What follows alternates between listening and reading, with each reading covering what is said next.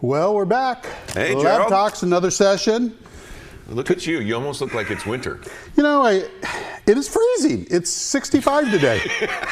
So all our Milwaukee people out there, they're like, are you kidding me? I had somebody, we were on the Strand the other day, I was taking some pictures, and I says, oh yeah, it's freezing. We're all bundled up at 65. Oh, yeah, once it drops below 70, we bust out our Ugg boots, and yeah, we're so ready. I have boots on today, and it's, I don't know, it's the flannel's okay outside. It's a little, I get hot easy. It's a much colder 65 when it's here. Yeah. Than 65 someplace else. Oh yeah, if it was 65 in the Midwest or Wisconsin, we'd have the top down. Yeah. We'd have the top down. That's what I always tell people. It makes me feel better. So tonight, our topic is fog. Lots of fog.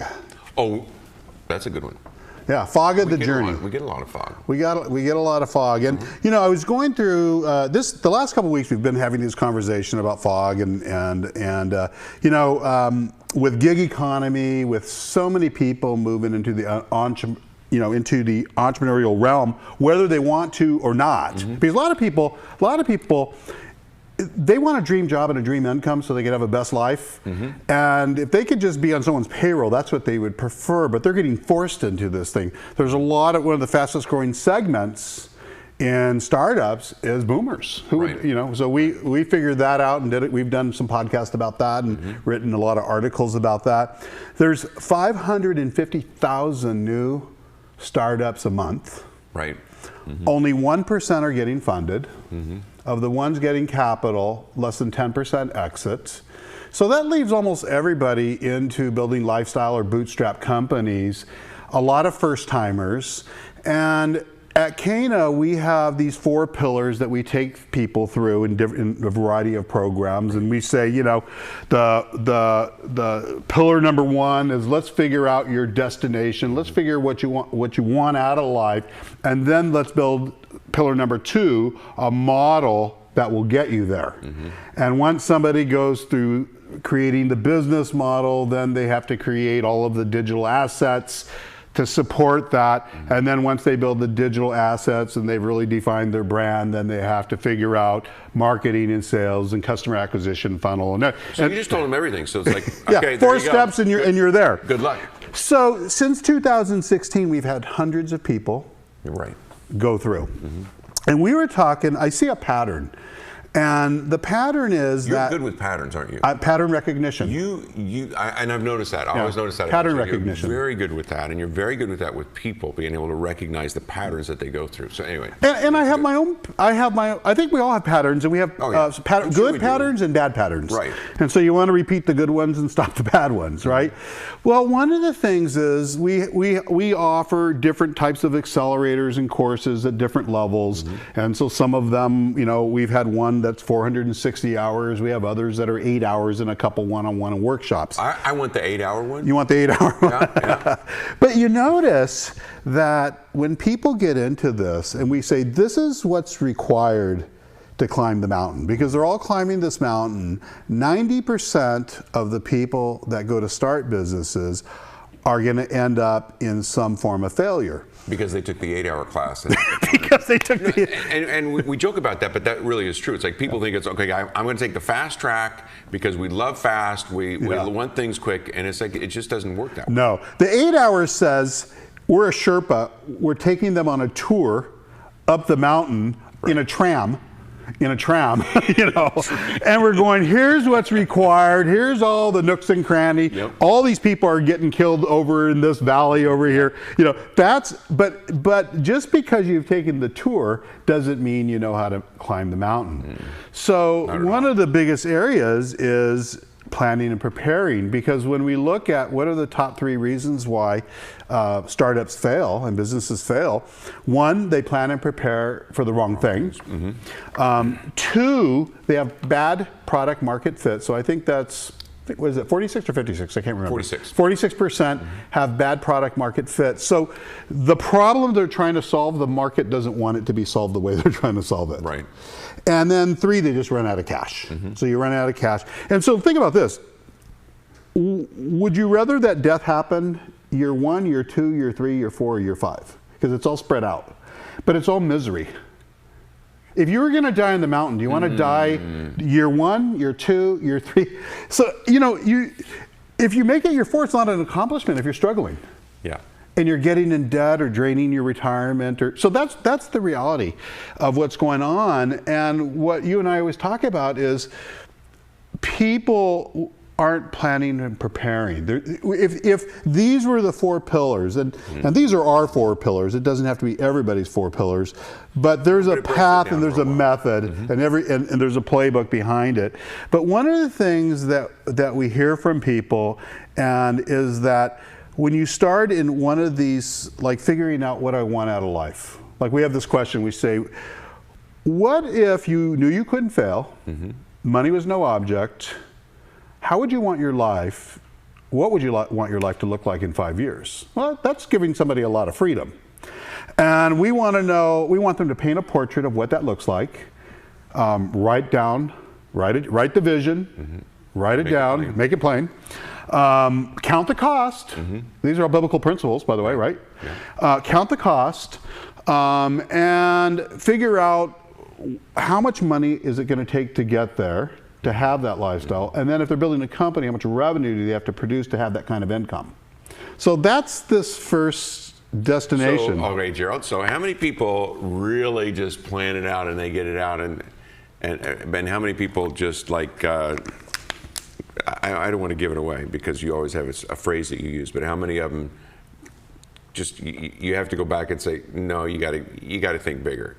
Well, okay, so a lot of people, you know, a lot of people say, well, I'm just being realistic, so they want to limit what's possible to their past limited experiences. So getting people, you know, your perception frames your future.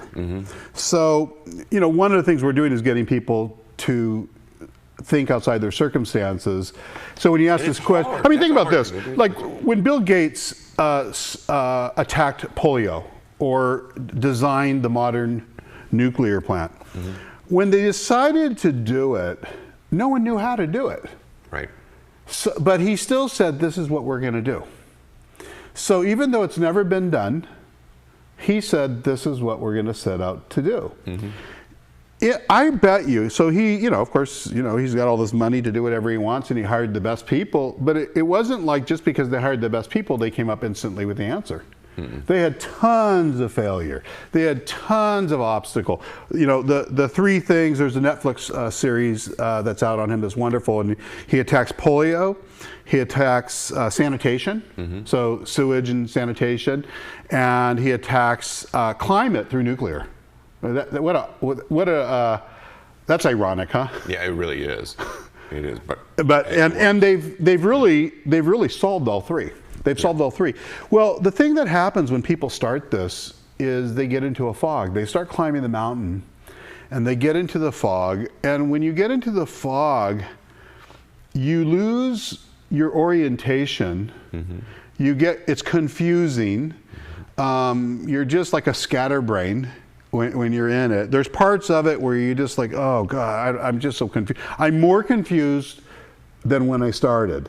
And you know, we've both been around. I've done this for 36 years, and every venture I've started, I have to go through the fog. And today I was having a talk with Jason, one of our, you know, we talked about that, and he says, yeah, but Gerald, you're like a marathon runner, and you know there's a wall, and a marathon runner knows that they're going to get past the wall. These people have never... They know it's there. They know it's there. Yeah. They know they have to get past it. But if it's your first time, the question that, you know, I came to you earlier with this week, I go, Scott, how come they can't do this? What? And we're not saying it to pick on people, right? No. We're trying to understand the truth, and the truth will set you free. And it really is. It's like, but sometimes the truth is really painful. So there's this fog that you have to go through, and it's almost like, let's just call it the fog of stupidity. Because when I'm in it, in fact, 2 weeks ago, I had a conversation with Benson, a guy I have a conversation every week, and I was in the middle of whiteboarding through 2020 vision for Cana. And I'm talking to him on a Friday, and I'm in the middle of like the whiteboard and the brainstorm, and I'm just completely lost. It's just nothing's clear because I'm in the fog. Yep. And so we're in this conversation, and he goes, Mr. Duran, you're a mess today, or something like that. I go, well, that's because I'm in the stinking fog. I says, but you know what? In a week or two, I won't be here anymore. Because I know that I'm going to get to the other side, and I know I have to put in the work. I'm listening. There was a thing that I'm trying to find, but anyway, okay, go ahead. Oh, you can never find your stuff in there. This is the so lost. Listen, I'm so optimistic, though. I know you are. Somebody ought to take that away from you. Why? And then give you one. Eventually, I'm going to be good with this. Have one of these. Yeah, that's true. So you said an interesting thing that I loved.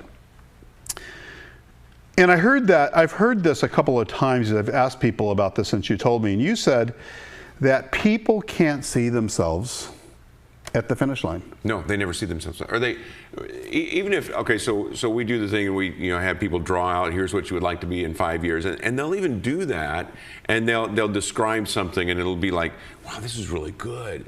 And yet, just because they've drawn it out or they've whatever it is, they've written it out or whatever, they don't see themselves there, or they may see themselves there at that point, but once they hit the fog, they can't find where they want to be. They don't remember their destination, and then they do this.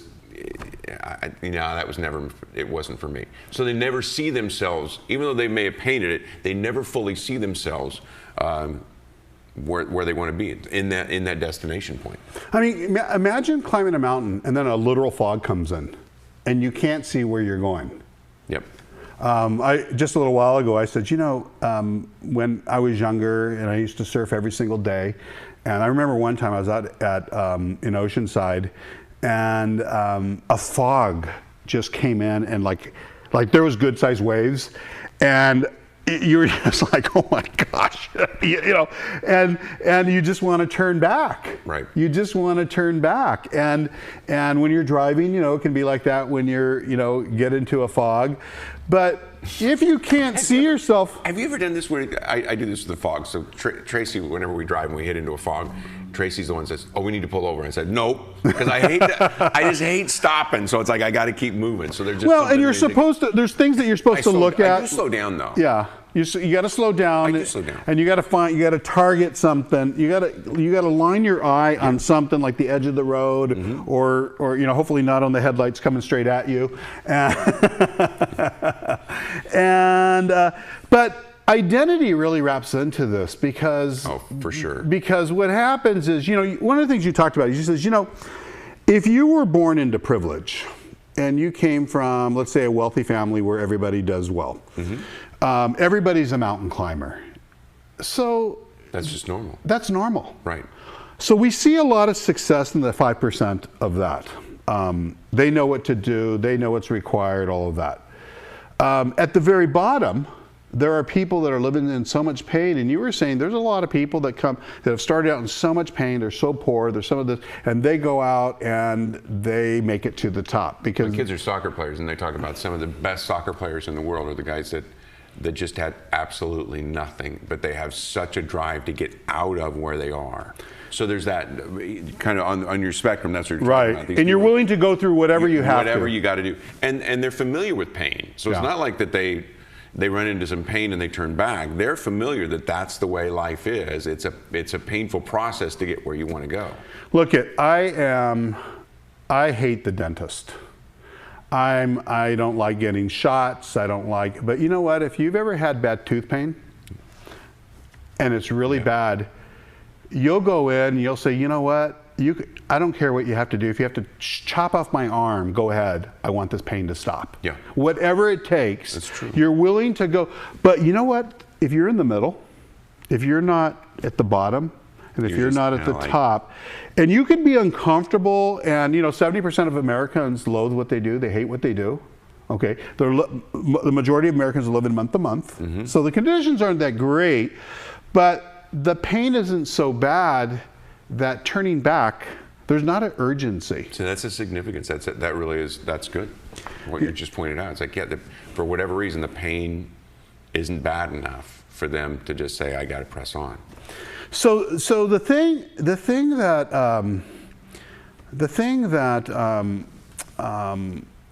if you're struggling to make it through this fog, the planning, building the business model, developing the digital assets, building out the marketing and sales and customer acquisition, all these different components that are required to be successful.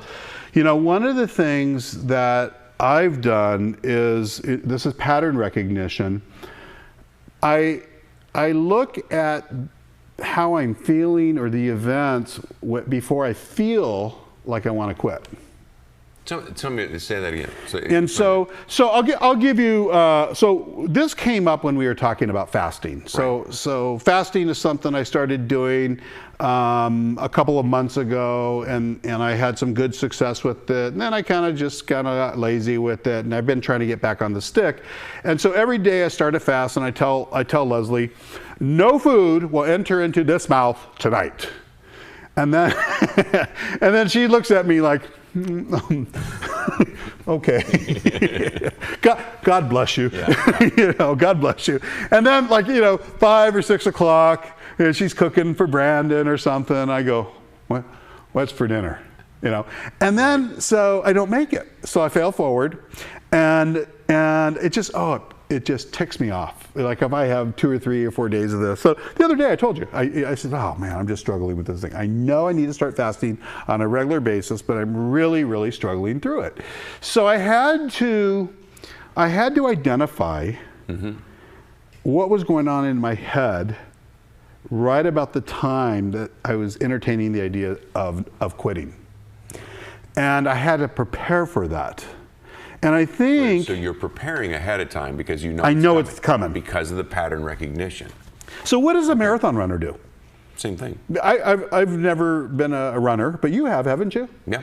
So what? Well, I didn't run that far. But what did you you run into these walls and you had to push past them? No, I never ran that. 3 to 5 miles. What did you do? What did you do? Run for the ice cream truck? Yeah, no, I never ran that much. So, but I've heard. Yeah, and so they know that they're gonna enter this zone. Yeah. And I know this from you know, when I had my personal trainer, which I left back in Milwaukee. You know, there were certain things that he would take me through, and they were very painful at the front end, but I knew I could push through it. And he would tell me, you can do this, you can just keep going. And he kept us accountable. It's like you'd really feel like a total loser if you, like, you know, the only way you could quit with him is, I would say, oh, I'm feeling faint, I need a juicy juice. I'm diabetic. I would always pull that with him. And so, you know, it's like I'm like Fred Sanford. I feel the big one coming, you know. And so, you know, you pull the medical. You know, I'm an old guy. They have to do it. But I think as you're going, you know, whether it's destination, business model, it's not like a one-time event. This is a process you're going through. There are discussions you're going through. There's dialogues. There's whiteboarding. It's not a one-day event. I mean, I'm working nonstop, always on business model, and because we're learning as we go, and so we're adjusting. And there's times when I just feel like, oh, I'm so bored with this. I'm so sick of this. Oh, I feel like quitting. But you can't. You have to keep pushing through and learning, because everybody that accomplishes anything in life, every invention, everything that ever got done, there was X number of, and they know it's on the other side. They're just confident of that. Okay, so we've talked about this before, and I've got the same thing. It's like you have like vision boards. You have something that's like a constant reminder of your destination, where you want to go. Totally. Yeah, and so you keep those things in front of you, and I do the same thing. I've got those things in front of me. There's certain things that, there's actually scriptures for me that there's certain things that I hang on to, but it's like I go through those daily. Me too. I go through and I look at those things, because what I'm trying to do is I want to remind myself of the destination and where I want to get to, and the more I remind myself of that the power to get there is greater than the fear or the discouragement or whatever it is that's the fog. Yeah, and so I do the same thing. In my journal, I have every year I have my goals, and I have faith in my goals. So I have a belief that everything I've written down, the day I wrote it down, I took it by faith, and I have it. I just haven't arrived there yet on these goals. But then on the other side, and so that's where my faith is rooted. On the flip side, I have circumstances. Now, the goals, and mine are based on biblical promises, so to me it's truth. The circumstances are facts. They just, but like I always say, it's just scenery. Right. So every day. So you're not denying the fact that those. No, I don't. What I'm doing is denying their right to exist in my life. Right. So every morning when I'm going, when I get up and I'm spending time in going through goals and going through my study and so forth, I say, am I going with the goals, or am I going with the circumstances? And I have to make that decision every single day. And that's the life of the entrepreneur. See, I think people they don't understand that there's a price that has to be paid. You know, for years, I've built coding boot camps all over the country. And that was one of the things that I've done for years. And in coding boot camps, a lot of the people that get into these, they have a job that they don't like. It's not paying enough, and they're in lack, and they realize it. And these are usually very responsible people from all kinds of different backgrounds, and most of these people don't even love code. They just want a dream job and a dream income. So they know that if it's part-time, it's probably going to take 6 months. If it's full-time, it's going to be, it might be 10 to 15 weeks or something like that. They're going to spend anywhere from $12,000 to $17,000 to get into one of these things. But they know at the end, they're going to have a job that pays over $100,000. So they look at the cost and they go, okay, to get to that job, am I willing to invest the time, energy, and focus and the cost of the vehicle? Which is the coding camp, to get there, and they consider the cost and they do it. And it's expensive. There's no federal loans for these. These are people that have to borrow the money at, it's not federally backed loans in most of these coding camps. And just imagine for 6 months, like especially if you have a family, every night after work, from 6 o'clock to 10 o'clock at night, you're learning code, really hard stuff. Not easy stuff. And they know that there's a price tag attached. Okay. I think sometimes we miss that in the startups. There's a price tag that's attached. There's a cost to being an entrepreneur. And you have to be willing, and being an entrepreneur sounds really sexy and it feels sexy on the mountaintops, but when everything falls apart, it's not sexy anymore. Right. When you stop making money, it's not sexy anymore. When you start losing money, it's not sexy anymore. There's a price to be paid. And on mountaintops, people are always, they look at you and they think, boy, aren't you lucky? And you're like, no, you don't understand what it's like to climb a mountain. What is it, the old saying, the harder I work, the luckier I get?